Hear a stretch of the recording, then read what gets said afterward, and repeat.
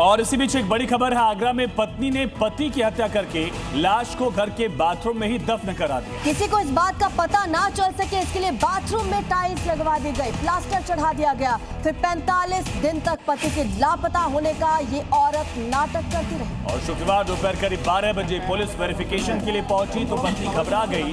जब पुलिस ने सख्ती से पूछताछ की तब उसने अपना जुर्म कबूल कर लिया। ये बताया कि पति को मारने के बाद उसने घर में ही उसको दफना दिया था। दो तस्वीरें आपकी स्क्रीन पर है, ये आरोपी पत्नी है और दूसरी तरफ जब पुलिस की टीम वहां पर पहुंची, पुलिस ने बाथरूम का फर्श तोड़ा और कंकाल को बरामद किया है। शुरुआती जांच में सामने आया कि हत्या के बाद शव को बाथरूम में दफन कर दिया गया था। तो पुलिस का मानना है कि उसका कोई मददगार भी हो सकता है, जिसको लेकर पुलिस आगे जांच बढ़ा रही है कि आरोपी पत्नी रूबी के साथ इस मर्डर में और कौन शामिल था। तस्वीर आप देख रहे हैं। पहली तस्वीर आरोपी पत्नी रूबी जिसने अपने पति का ही मर्डर करके लाश को दफना दिया। दूसरी तस्वीर जहां टाइल्स लगाई गई।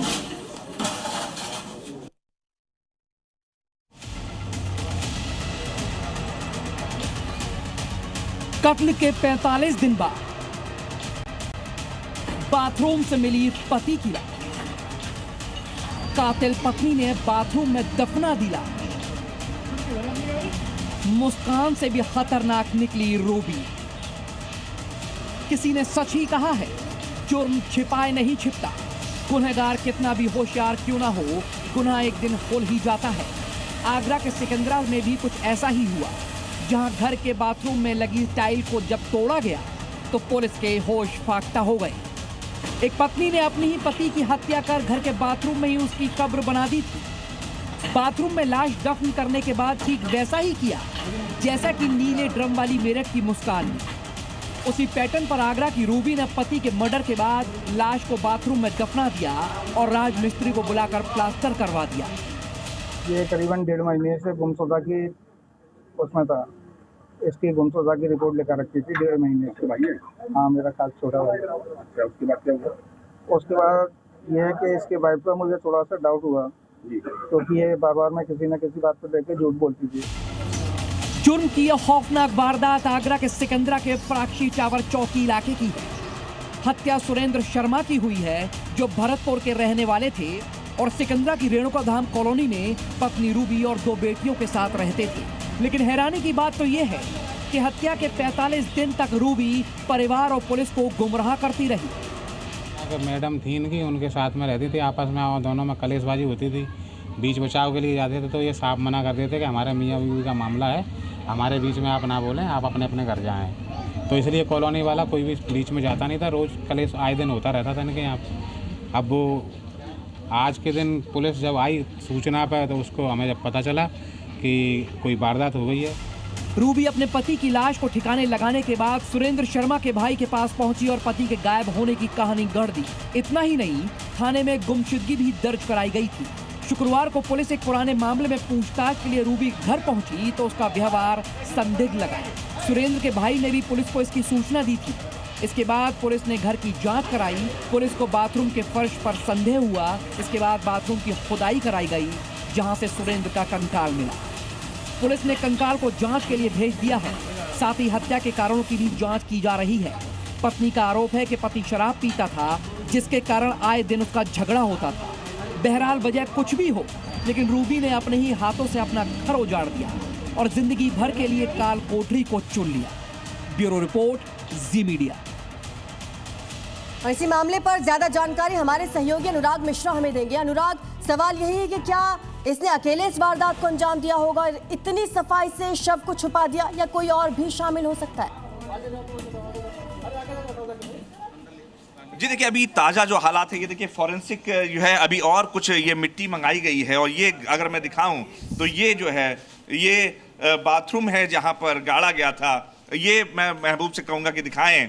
ये देखिए, अभी भी बदबू आ रही है इस पूरे बाथरूम से और यहाँ से वो कंकाल निकाला गया। देखिए कुछ चीज़ें हैं और ये परिवार है, ऊपर बच्ची थी यहाँ पे, ये इनके भाई हैं सुरेंद्र, इनसे जानने की कोशिश करते हैं। देखिए फॉरेंसिक की टीम है यहाँ पर, कुछ चीज़ें और भी हैं। सुरेंद्र जी ये बता रहे हैं कि जब रूबी जो आरोपी है वो जब गई थी और जब बुलाया था इनको, उस समय सुरेंद्र जिंदा थे।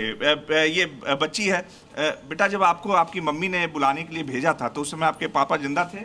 हाँ, पापा जिंदा थे। पापा अंदर वाले कमरे में लेटे हुए थे, अच्छा। अपना पैर हिला रहे थे। हाँ। मैंने सोचा था कि क्या नाम है, पापा को बता दे रहा हूँ कि मैं जा रहा हूँ।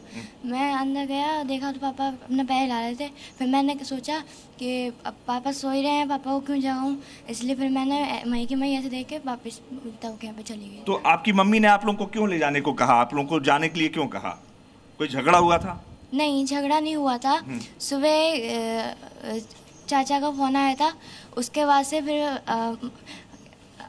मम्मी ने अम्मा को बताया कि ऐसे ऐसे फ़ोन आया है। उसके बाद फिर मम्मी ने क्या कहते हैं, ये ताऊ को फ़ोन कर दिया। फिर अम्मा ने कही, अम्मा से बात कराई। अम्मा ने कही कि हमें आगे ले जाओ। फिर ताऊ ने पूछा घर पे आने की, तो मम्मी ने मना कर दिया। ये कह दी कि मतलब बाहर वाली दुकान है, उस पे आ जाओ, घर पे वहाँ पे रख दो। अच्छा, आप जब आप जा रहे थे यहाँ से तो उस समय पापा से आपकी बात हुई थी? नहीं, पापा अंदर सो रहे थे। अच्छा, सो रहे थे। तो आपने देखा था उनको सोते हुए? हाँ, मैंने देखा था।